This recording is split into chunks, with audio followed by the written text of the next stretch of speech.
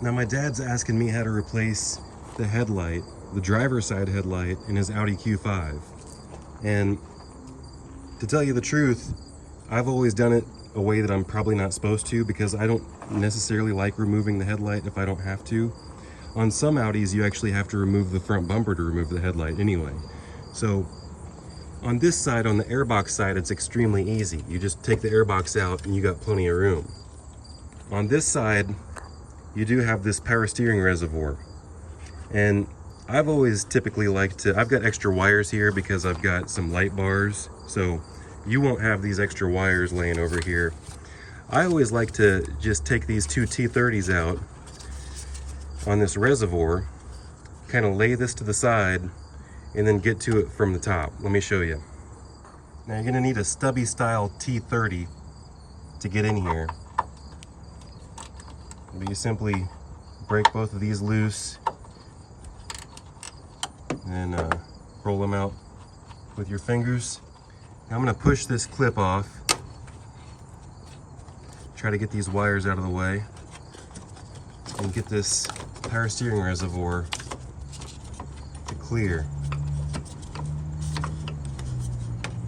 Look, got spare dogs, or stray dogs. I guess you could also call them spare dogs.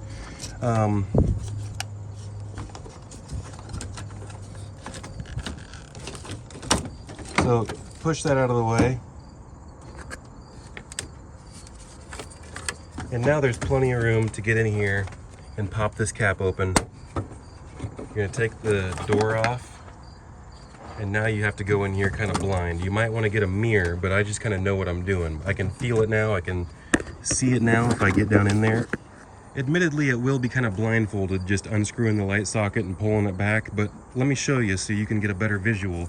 This is actually off of A4, so it's slightly different. Instead of that trap door, it just has this round circular disc that spins on, but the light bulb is the same exact thing.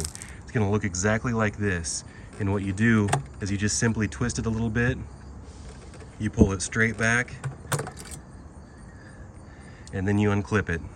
You push it right back in, you kind of feel it around a little bit right there, and then you clip it back in just with a slight turn. Now when you get that trap door off the back of the headlight housing, that light bulb is going to stare you right in the face.